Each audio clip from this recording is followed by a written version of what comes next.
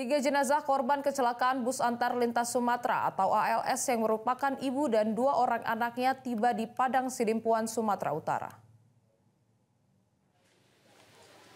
Rencananya ketiga jenazah korban ini akan dimakamkan di pemakaman keluarga Lubis di Kelurahan Losung, Padang Sidimpuan.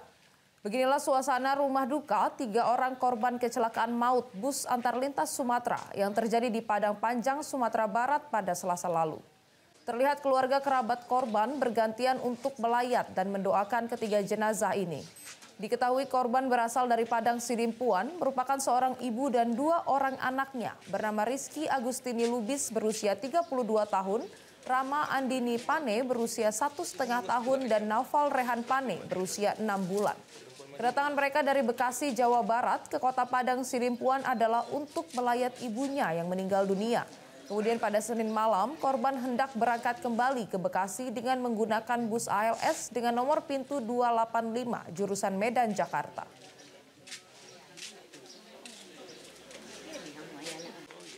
Berarti luas juga ini ya, Bu?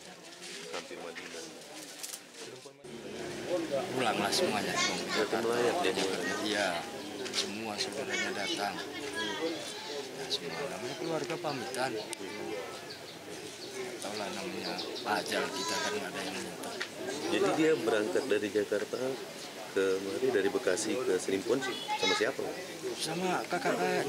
Kakak ipar atau kakak kandung? Kakak kandung. Iya. Ditemui di rumah duka pada Rabu pagi, Kepala Cabang Jasara Harja Padang Sidimpuan Agus Sialoho mengatakan pihaknya telah melakukan survei untuk penerima ahli waris yang akan diberikan santunan. Dalam insiden ini, ahli waris akan mendapatkan santunan sebesar 50 juta rupiah untuk satu orang korban yang akan diberikan pada Kamis ini. Kita Pak cuma survei untuk keabsahan ahli waris juga Pak. Karena kan kasus kecelakaannya ini kan sesuai dengan undang-undang yang ada di Jasara Harja, dijamin Undang-Undang Nomor 33 Tahun 1964 untuk menjamin penumpang mulai dari berangkat sampai dengan tujuan. Dan untuk karena ini mengakibatkan beberapa korban meninggal dunia dan luka-luka, sesuai dengan ketentuan yang ada, kalau korban yang meninggal dunia, santunan kita berikan ke ahli waris jumlahnya 50 juta rupiah.